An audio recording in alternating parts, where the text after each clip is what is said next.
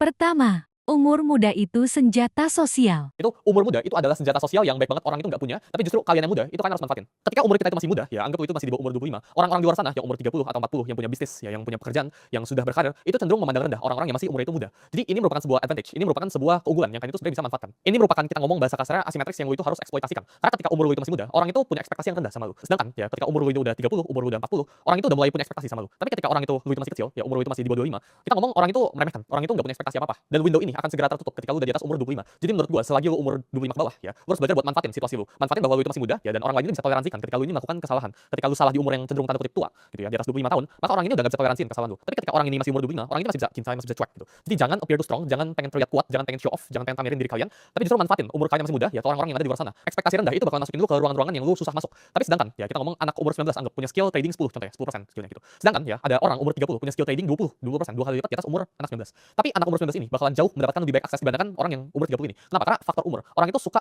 ekspektasi itu rendah ya ketika orang itu umurnya itu masih muda. Sedangkan kalau umurnya itu udah tua, ekspektasi orang itu meningkat gradually. Jadi ini window yang again gue bilang bisa tertutup. Jadi manfaatin bukannya masih umur